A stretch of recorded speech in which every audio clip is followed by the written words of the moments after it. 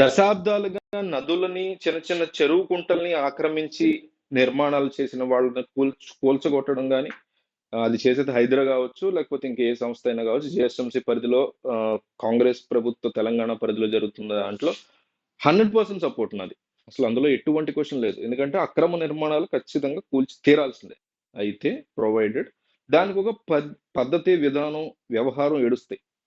ఆ విషయంలో, ఆ విధానాన్ని తప్పడం విషయంలో మాత్రం రేవంత్ రెడ్డి సర్కార్‌కి అదే ప్లేస్‌లో ఎవరి సర్కారున్నా, కేసీఆర్ సర్కారున్నా, బీజేపీ సర్కారున్నా, ఎవరున్నా సరే వీళ్ళు అనుసరిస్తున్నటువంటి విధానం ఏదైతే ఉందో అది మాత్రం కంప్లీట్‌లీ -100% సపోర్ట్ మనలాంటి వాళ్ళ వైపు నుంచి ఉండాలి. ఎందుకు? దీంట్లో ఉన్నటువంటి బిగ్గెస్ట్ ప్రాబ్లమ్స్ ఏంటి? ఫస్ట్ ఆఫ్ ఆల్ వీళ్ళు నిందితుల్ని, బాధితుల్ని అంటే తప్పు చేసిన వాళ్ళని, తప్పుకి బలైపోయిన వాళ్ళని ఒకేలాగా ట్రీట్ చేస్తున్నారు. ఈ హైడ్రాకి సంబంధించి గాని, మూసీ నది రివర్ ఫ్రంట్ వేరే వాళ్ళకి వేరే డిపార్ట్మెంట్ అంటున్నారు రంగనాథ్ గారు. సో ఎవరు చేసినా కూడా డీల్ చేసే విధానం కంప్లీట్లీ రాంగ్. ఎందుకంటే ఇదే ప్రభుత్వం పార్టీలు మారుతుంది కానీ ప్రభుత్వం అక్కడే ఉంటది కదా. ఇదే ప్రభుత్వంలో తీసుకున్నటువంటి పర్మిషన్ల ద్వారా చేసినటువంటి అంశాల్లో ఎలక్ట్రిసిటీ బోర్డు ఎలక్ట్రిసిటీ ఇచ్చింది, రోడ్ కాంట్రాక్ట్ వాళ్ళు పర్మిషన్ ఇచ్చారు, ఇల్లు కట్టుకోవడానికి బిల్డర్కి పర్మిషన్లు వచ్చాయి, చివరికి ఒక ట్రాక్టర్ వచ్చి ఇసుక పోయాలన్నా కూడా పర్మిషన్ కావాలి. ఇవన్నీ తీసుకుని కట్టినటువంటి ఇల్లులో మీకు నిందితులు ఈ పర్మిషన్స్ అన్ని ఇచ్చిన వాళ్ళు చూసుకుని తీసుకోవచ్చు కదా, తీసుకోవాలి కదా అనే బాధ్యత ఉంది కదా ప్రజలకంటే. ఆ మాట అన్నంత పనికి మాలి ఏదో ఇంకోటి ఉండడు. ప్రజలకి ఏమీ తెలియదు కాబట్టే రాజకీయ నాయకులను ఎన్నుకుంటాం, ప్రజలకి ఏమీ తెలియదు కాబట్టే అధికారులను ఎంచుకుంటాం, అధికారులు చెప్పిన దాని ప్రకారం వెళ్తాం. అది అధికారుల యొక్క బాధ్యత. ప్రజల బాధ్యత 5% ఉండొచ్చు, 95% ఆడదు తప్పు. అంటే ఇక్కడ నిందితులు ఎవరు? అధికారులు, అప్పట్లో ఉన్నటువంటి రాజకీయ నాయకులు. వాళ్ళ మీద కనీసం ఒక ఒక ఇట్లా కూడా వాళ్ళని అనకుండా మా ఇల్లు కూల్చేస్తున్నారు, మేము బాధితులు. సో ఇట్లాంటి సిచ్యువేషన్ లో నిందితుల్ని, బాధితుల్ని ఒకేలాగా ట్రీట్ చేయడం అనేది కాంగ్రెస్ పార్టీ సర్కార్ చేస్తున్నటువంటి బిగ్గెస్ట్ మిస్టేక్ ఒకటి. రెండోది, ఒక్కొక్క నేరేటివ్ ఒక్కొక్కలా ఉంటుంది. ఇప్పుడు అధికారులు, రంగనాథ్ లాంటి టాప్ లెవెల్ అధికారులు కావచ్చు, ప్రభుత్వంలో ఉన్న ముఖ్యమంత్రి, మంత్రులు కావచ్చు, వాళ్ళు చెప్పేది ఒకలాగా ఉంటుంది. అంటే మేము సర్వే చేస్తాం ముందు, ఆ తర్వాత కూలుస్తాం, లేదంటే వేరేలా డీల్ చేస్తాం, మీరు కంగారు పడక ఇదంతా. కానీ గ్రౌండ్ రియాలిటీకి వచ్చేసరికి అధికారులు వచ్చి మార్కింగ్లు చేసి వెళ్ళి తర్వాత 2 రోజుల్లో కూల్ చేస్తున్నారు అనేటువంటి బిగ్గెస్ట్ భయం కావచ్చు. ఒక ఆవిడైతే భయంతో సూసైడ్ చేసి నేర్చుకుంది. సో ఇట్లాంటి కైండ్ ఆఫ్ థింగ్ ఎక్కువైపోయింది. అయితే దీనికి కూడా ప్రభుత్వందే బాధ్యత. ఫర్ ఎగ్జాంపుల్, మార్కెట్ చేసినటువంటి ఇల్లుని మేము ఖచ్చితంగా కూల్చము, మేము సర్వే చేసి ఆ సర్వే చేసిన తర్వాతే కొన్నాళ్ళు వాళ్ళతో పునరావాసం ఇచ్చి కూలుస్తాము, అంతేగాని మీరు కంగారు పడక్కర్లేదు అనేటువంటి మాట వీళ్ళు చెప్తున్నారు, బానే ఉంది. కానీ ఇంకో పక్క టీవీలో అన్యాయంగా కూల్చేస్తున్నారు మన కళ్ళ ముందు కనిపిస్తుంది, అది కూడా ఏం అబద్ధం కాదు. సో నా ఇంటిని మార్చేశారు, నాకు భయం ఏదా?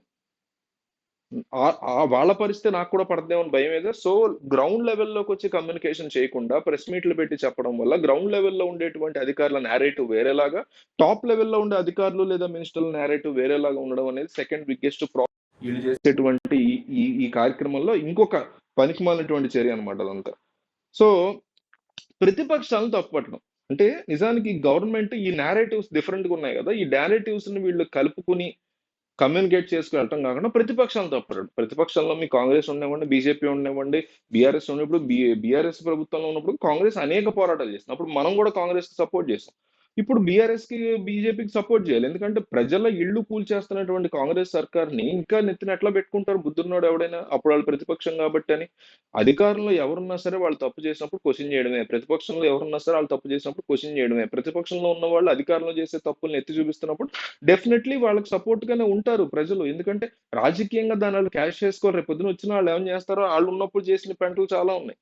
టీఆర్ఎస్ ప్రభుత్వంలో చేసిన దారుణాలు చాలా ఉన్నాయి, బీజేపీ వస్తే అంతకంటే దారుణాలు చేయొచ్చు, కాంగ్రెస్ కొన్ని దారుణాలు చేస్తుంది. సో అట్లాగని చెప్పి ప్రతిపక్షాలను తప్పు పట్టడం అనేటువంటి కార్యక్రమాన్ని పక్కన పెట్టి ఇందాక ఏదైతే బ్యాలెన్స్ తప్పింది అనుకున్నామో ఆ బ్యాలెన్స్ ని వీళ్ళు జాగ్రత్తగా క్రోడీకరించుకుని ముందుకెళ్తాం అనేసి ప్రతిపక్షాలు గగ్గోలు పెడుతున్నాయి. ఎందుకంటే ప్రజలు రోడ్డు మీదకి వచ్చి గొడవ చేస్తున్నప్పుడు ప్రతిపక్షాలను అనుకునే అవసరమే ఉంది? ప్రతిపక్షాలు ఏమి స్టేజ్ డ్రామా లాగా పెయిడ్ థింగ్ లా చేస్తే అనుకోవచ్చు. ప్రజలు రోడ్డు మీద కళ్ళమని నీళ్లు పెట్టుకుని ఏడుస్తూ వాళ్ళ గోడలు చెప్తుంటే అక్కడ కూడా మీరు ప్రతిపక్షాలు కెమెరా పెట్టే ప్రతిపక్షాలు వీడియోలు చూపించకండి, మేము మీద కేసులు పెడతాం. ఎంత ఫూలిష్నెస్ అనిపిస్తుంది అంటే ఇది అసలు ఇది బుర్రండే చేస్తున్నారా లేదా అనిపిస్తుంది. అసలు ఇంకొకటి, అసలు మూసీ నది సుందరీకరణ అంటే ఏంటి? మీరు ఏం చేస్తారు? దానికి ఒక బిల్లు, దాన్ని అసెంబ్లీలో ప్రవేశపెట్టడం, దానివల్ల ప్రజలకు ఉపయోగం ఏంటి? ఒక రాజ్యాంగబద్ధమైన ప్రజాస్వామ్య దేశంలో ఉన్నాం మనం. ఆ ప్రజాస్వామ్య దేశంలో ఎట్లా నడుస్తుంది? ప్రభుత్వం ఏది చేసినా ప్రజలకు ఎంతో కొంత మంచి. అది సివిక్ పరంగా, ఫినాన్షియల్ పరంగా, భవిష్యత్తు పరంగా, పిల్లల పరంగా, దేశ గొప్పతనం పరంగా, దేశ సెక్యూరిటీ పరంగా ఇట్లా ఏదో ఒకటి మీకు ఖచ్చితంగా ప్రజలకి ఉపయోగపడే పని చేస్తుంటేనే ఇలాంటి ప్రోగ్రామ్స్ చేయాలి. సో, దాని గురించి ముందే మూసీ సుందరీకరణ అంటే ఏంటి? 1,50,00,00,000 చేస్తామని చెప్పారు. 1,50,00,00,000 చిన్న మాట కొద్దిగా ఒక సంవత్సరం బడ్జెట్ ఒక రాష్ట్రానికి. అంత పెద్ద దాంతో అసలు మీరేం చేస్తున్నారు? దానివల్ల ప్రజలకేం ఉపయోగం? మరి అంత పెద్ద ఖర్చు పెడుతున్నప్పుడు దాంట్లోంచి మీరు డబ్బులిచ్చి పునరావాసం పరంగా ఏం ఏం కార్యక్రమాలు లేవు. అవేవి దేని గురించి కనీసం ఒక డీపీఆర్ లేదు, బ్లూ ప్రింట్ లేదు. ఏమీ లేకుండా దాని మీద అసెంబ్లీలో మాట్లాడి ఏమీ లేకుండా డైరెక్ట్‌గా వచ్చి మేము ఇల్లు బాగుపడతాం అనేటువంటి అంశం అనేది ప్రజల్లో ఏమన్నా కామన్ సెన్స్ ఉండి చేస్తున్నారా వీళ్ళని తెలియట్లా. సో, నేనే ఉన్నా. నా ఇల్లు పాలుగొడుతున్నారు. పాలుగొట్టి మా ఏరియా అభివృద్ధి చేస్తున్నారు. ఈ అభివృద్ధిలో నేను ఏ రకంగా భాగస్వామినవుతాను? నా ఇల్లును నేను వదులుకొని, ప్రభుత్వం కోసం త్యాగం చేసి, పునరావాసం ఇచ్చారా, డబ్బులిచ్చారా పక్కన పెడితే, ముందు నేను ఇక్కడి నుంచి ఖాళీ చేసి ఎళ్ళాలి కదా! ఈ ఏరియాలోంచి. నా పిల్లల చదువులుంటాయి. నా ఉద్యోగం ఇక్కడ ఎక్కడో దగ్గరలో ఉంటది. ఇవన్నీ ఖాళీ చేసి నేను ఎళ్ళాలి కదా! ఇదంతా ఎళ్ళినందుకు కానీ రేపు భవిష్యత్తులో నాకేంటి ఉపయోగం? నాకు అంటే మొత్తం ఇక్కడేదో 5 స్టార్ హోటల్ కొడితే అది నాకే కన్సిడరేషన్ నాకే ఉండాలి. అందులో 10% వాటా నాకే ఉండాలని కాదు. నాతో పాటు ఖాళీ చేస్తున్న ఒక 10,000 మందికి అందరికి కలిపి మాకు ఏ రకంగా ఉపయోగం? ఫినాన్షియల్‌గానే కాదు ఉపయోగం అంటే. సివిక్ పరంగా గాని, ఇందాక చెప్పుకున్నట్టు మా మా ఏరియా అభివృద్ధి చెందుతుందనేది దాని గురించి ఒక క్లారిటీ ఎందుకివ్వరు? దాని గురించి ఏ రకమైనటువంటి ఆహ్, ఎందుకు మేము ఇంత కష్టపడి కట్టుకున్న దాన్ని 30,00,000, 40,00,000 లోన్‌లు కట్టుకొని, ఈఎంఐలు కట్టుకున్న దాని గురించి ఎందుకు చేయరు? అండ్ ఇంకొకటి ఈఎంఐలకు సంబంధించి బ్యాంకులతో పరంగా ఒక కొలిషన్ గాని, వాళ్ళతో మాట్లాడడం గాని, కోఆర్డినేషన్ చేసుకోవడం ఇవేమీ లేకుండా బ్యాంకుల పరంగా మేమేం జేయాలి? మేము తెచ్చినటువంటి అప్పులు బయట నుంచి తెచ్చుకున్న అప్పుల విషయంలో ఏం జేయాలి? దానికి ఎందుకు పరిహారం ఇవ్వడు? పరిహారం ఇచ్చిన తర్వాత కదా కూల్చాలనే క్వెషన్స్ ఒస్తాయి. ఇంకొకటి ఇప్పుడు ఎఫ్‌టీఎల్ ఉంది. ఎఫ్‌టీఎల్ పరిధికి సంబంధించి బోలెడున్నాయి. బస్ స్టాండే ఉంది. మహాత్మా గాంధీ బస్ స్టేషను మహాత్మా గాంధీ గాదు. ఆహ్, ఎంజీబీఎస్. ఓకే. ఆ మహాత్మా గాంధీ బస్ స్టాండే ఉంది. జలవిహార్ ఉంది. ఇంకా పెద్ద పెద్ద బిజినెస్‌లు ఉన్నాయి. అవన్నీ వదిలేసి వాటిలకి కనీసం మార్కింగులు చేయకుండా వాటికి నోటీసులు ఇవ్వకుండా ఆల్రెడీ నోటీసులు ఇచ్చిన పెద్ద పెద్ద రాజకీయ నాయకులు, సీఎంకి సంబంధించిన చుట్టాలు వాళ్ళకి ఇచ్చిన వాటినేమి పోల్చకుండా ఇలాంటివి కోసినప్పుడు ప్రజలు ఎట్లా యాక్సెప్ట్ చేయగలుగుతారు?